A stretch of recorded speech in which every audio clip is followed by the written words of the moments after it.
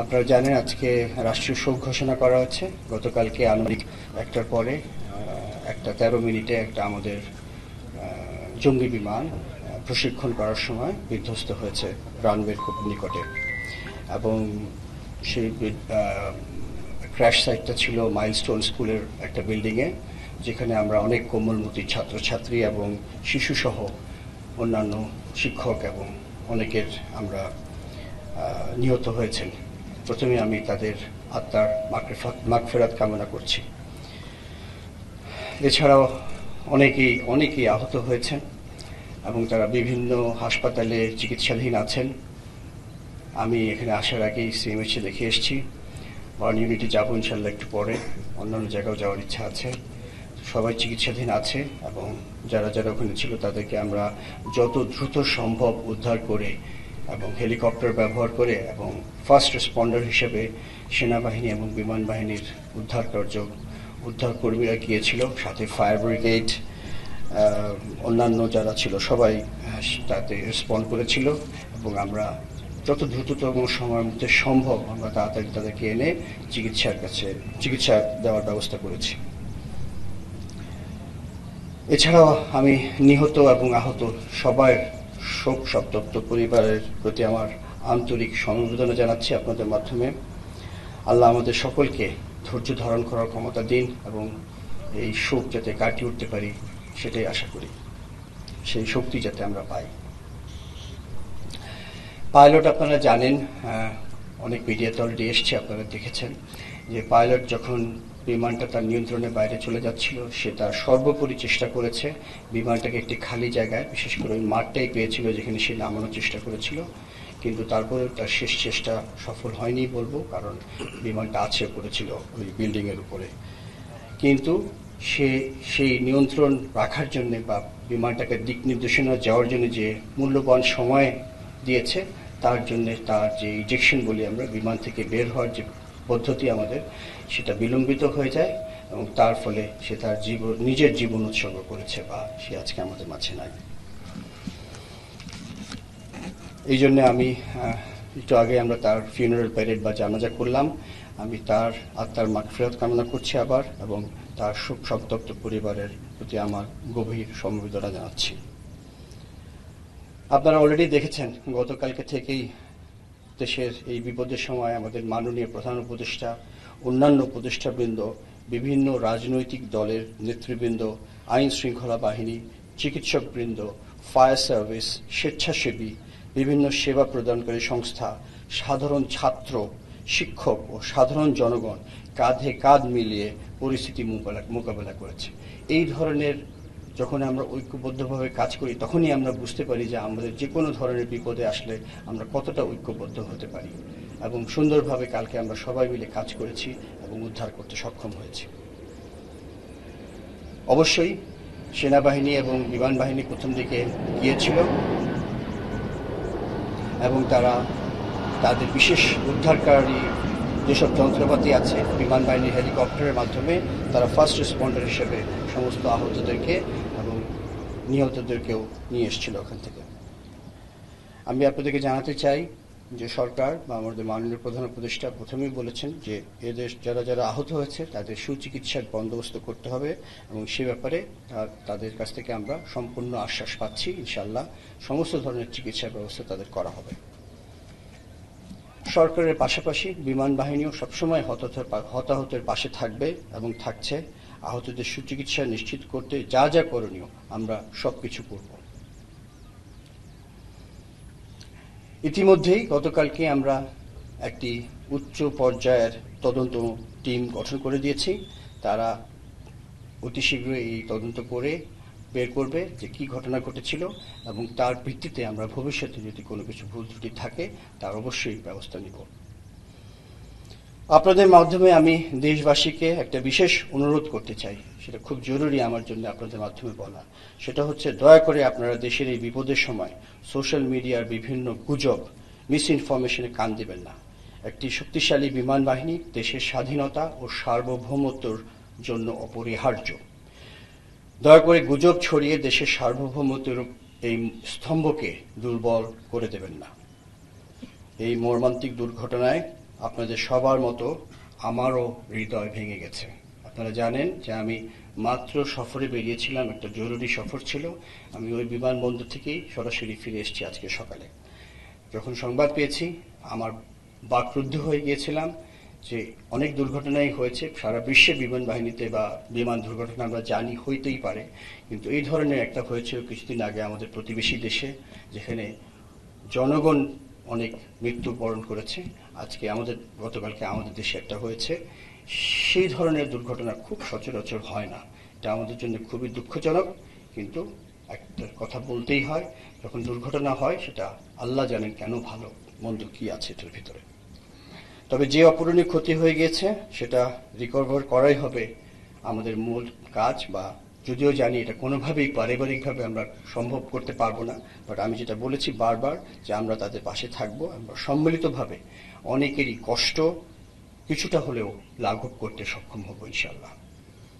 আহতের সুচিকিৎসা এটাই এখন আমার মনে হয় সবচেয়ে জরুরি। যারা আমাদের মাঝে এখনো অসুস্থ হয়ে আছেন বা আহত হয়ে আছেন তাদেরকে আমরা সর্বাত্মক চিকিৎসা প্রদান করব এবং তারা যাতে সম্পূর্ণভাবে সুস্থ হয় সেটাই আমাদের মূল লক্ষ্য। এই বিষয়ে আমি আপনাদের সকলেরও বা যারা আছেন সবার সহযোগিতা কামনা করছি। আরেকটা কথা আমি বলতে চাই আপনাদের মাধ্যমে to the international media that the same thing which you have heard, the incident has taken place and we are doing our inquiry. It was a very sad incident. We will try our best to find out the causes, and of course we are with the people who got hurt, who got killed, who got injured. The whole country is with them, the government is with them, and Air Force and military forces will be with them till the last moment, whatever they need. Crash সাইটে এক ধরনের অশান্তি বিরাজ করছে, এটা সত্যি দুঃখজনক। অনেক গুজব চলছে, এই গুজবে কান দিবেন না। আমরা প্রতিদিন যখনই আমাদের কাছে যে কোনো আপডেট আসছে আহত নিহতর, সেটা আমরা সাথে সাথে ISPR এর মাধ্যমে আপনাদেরকে জানিয়ে দিচ্ছি। এখানে লুকোনোর বা গোপন করার কোনো বিষয়ই নাই। কার কাছ থেকে লুকাবো? আপনারা আমাদের দেশের মানুষ, আমরা এই দেশের মানুষ।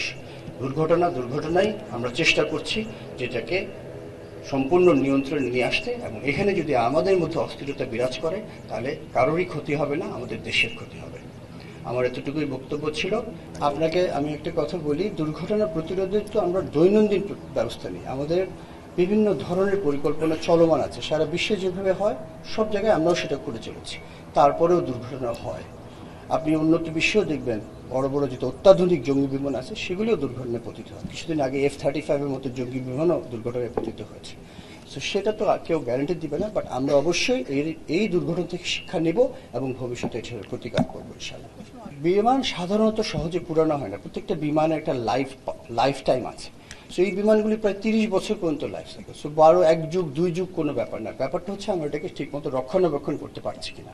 আমি আপনাকে আশ্বস্ত করতে চাই যে আমাদের বিমানের আমরা কোনো কম্প্রোমাইজ করি না রক্ষণাবেক্ষণে, বিকজ আমরা যে দেশ থেকে বিমান করি সেই দেশ থেকে আমরা রক্ষণাবেক্ষণের সমস্ত প্রযুক্তি এবং দরকার হলে যা যা প্রয়োজন হয় সেটাও আমরা তাদের সাথে চুক্তি করে নিই। সুতরাং আমাদের রক্ষণাবেক্ষণ সব ভালো হয় বিমানের ইঞ্জিন এবং তারপরেও এখন একটা জিনিস আমি সত্যি কথা বলতে পারি, সেটা হচ্ছে প্রযুক্তিগত এই বিমানগুলি পুরানো হয়েছে, বাট এই বিমান পুরানো না, প্রযুক্তিগত পুরানো। এখন আমরা নতুন প্রযুক্তির বিমানের জন্য অবশ্যই আমরা চেষ্টা করছি, আপনারা সবাই জানেন আমরা ভবিষ্যতে নতুন প্রযুক্তির বিমান আনবো। তার মানে এই না যে ওটাও অ্যাক্সিডেন্ট হবে না, হইতেই পারে, সেটাই হচ্ছে আসল কথা।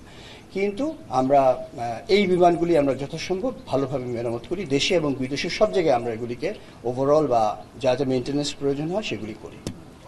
আমি এই মুহূর্তে ইউনিফর্ম পার্সনের মধ্যে senior most airman in this country, তো আমি নিজেও এখনো শিওর না ফার্স্ট অফ অল, এবং তদন্তের আগে আমার নিজস্ব কোনো ধারণা এখন বলাও ঠিক হবে না। তবে অবশ্যই এটা একটা সিঙ্গেল ইঞ্জিন বিমান। আপনারা হয়তো আপনারা যারা সাংবাদিক ভাই জানেন, কিছুদিন আগেও একটা কমার্শিয়াল এয়ারক্রাফট টেক অফের পরে আবার এসে ল্যান্ড করেছে, একটা ইঞ্জিন বিকল হয়ে গিয়েছিল। তো আমাদের এই বিমানগুলিতে একটাই ইঞ্জিন, সো ইঞ্জিনের অনেক টেকনিক্যাল প্রবলেম হতে পারে, শুধু যে পাখি আঘাত হতে পারে, অন্য কিছু হতে পারে। তো ওই শেষ মুহূর্তে এত কম সময় ছিল যেগুলি আমরা এখন অনেক কিছু বলতে পারতাম যদি আজকে বিমানটা মানে অক্ষত থাকতো অথবা পাইলট আমাদের সাথে থাকতো, কিন্তু এই দুজনের একটাও নাই আমাদের কাছে। তো এটা তদন্ত করতে একটু সময় লাগবে, ওই পর্যন্ত আপনাদের ধৈর্য ধরতে হবে। যোগাযোগ মাধ্যমে বিশ্বাস করেন না, এটা আমার সবার প্রতি অনুরোধ। আবার বলছি ইঞ্জিনও আমরা আরো বেশি কেয়ারফুল, বিকজ আমার পাইলটের একটা বিমানে একটা ইঞ্জিন, সো আমরা ইঞ্জিন নিয়ে কখনোই কম্প্রোমাইজ করি না। এটা প্রযুক্তিগতভাবে পুরানো, কিন্তু এই প্লেনের যত ঘন্টা থাকার কথা ওই ইঞ্জিনের তত ঘন্টা, 1 ঘন্টাও বেশি আমরা ফ্লাইং করি না, এবং এটা যা যা রিপেয়ার করার কথা সেটা আমরা সম্পূর্ণভাবে করি। সো এই ব্যাপারে আমাদের কোনো সন্দেহ নাই মনে যে প্লেনটার কোনো, তারপরে ওই যে বলবো একদম বিকল যখন হবে সেটা বলে কয়ে হয় না, সেটা কখন হবে সেটা আমরা বলতে পারি না। তো সেই দিক থেকে আমার কোনো মানে আমার মনে কোনো ইয়ে নাই যে আমরা কোনো কম্প্রোমাইজ করছি, এটা আমি 100% শিওর। আপনারা আমার চেয়ে ভালো জানেন যে আমাদের তো এই বিমানবন্দরই একসময় চলে যাওয়ার কথা ছিল কোথাও। এই বিমানবন্দর এটাই ঘনবসতির মধ্যে পড়ে গেছে, শুধু বিমান বাহিনীর এয়ারক্রাফট বললে তো হবে না। কিন্তু খুব ডিফিকাল্ট, আপনি বাংলাদেশের মতো ঘনবসতিপূর্ণ দেশে একটা জায়গা খুঁজে বের করলে ওর পাশে আবার ঘনবসতি হবে। এখানে যখন বিমানবন্দর হয়েছিল, আমি যখন প্রথম এখানে 1985 সালে ফ্লাই করেছিলাম, তখন এই কিছুই ছিল না, উত্তরা বলতে কিছু ছিল না। 1985 সালে আমি প্রথম ফ্লাই করি। এখন আপনি দেখেন কি অবস্থা, তো এটা হবেই, আমাদের এত মানুষ, এটা বাড়বেই।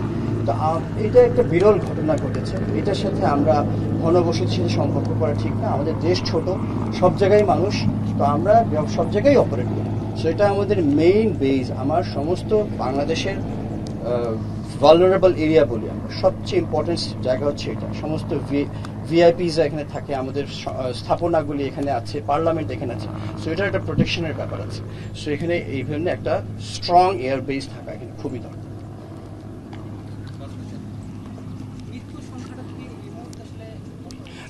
আমি যেটা একটু আগে তথ্য পেয়েছি, এগুলো আপডেট দিচ্ছে আসপিআর এর মাধ্যমে। আমি জেনেছি আজকে একটু আগে পর্যন্ত আমি 31 জনের সংখ্যা পেয়েছি, যেটা আমার জন্য খুবই কষ্টকর। তবে আশা করছি এই সংখ্যাটা আর খুব একটা বাড়বে না, আল্লাহ যাতে না বাড়ায়। এই পর্যন্ত আমার কাছে তথ্য আছে, যদি যা তথ্য আসবে আপনারা 100% তথ্য পাবেন। এখান থেকে আমাদের সাইড থেকে কোনো ধরনের এগুলি রাগঢাকের কোনো ইচ্ছাও নাই, কোনো সুযোগও নাই। উদ্ধারকারী কার্যক্রম করেছে যারা, তাদের অনেকেই হালকাভাবে আহত হয়েছেন, যারা ডাইরেক্ট ইম্প্যাক্টে হয়নি। বাট টিচার ছাত্র ছাড়াও আমি জানি কিছু শিক্ষক এবং অন্যান্য যারা অফিস কর্মী ছিল, যেমন আমি দেখে এসেছি ওখানকার প্রিন্সিপালের পিএস বা সেক্রেটারি, এখানে অনেকেই আহত হয়েছেন। তবে বেশিরভাগই আমার মনে হয় ছাত্ররাই বেশি আহত হয়েছে, কারণ তারাই তো বেশিরভাগ ক্লাসে ছিল ওই সময়টাতে।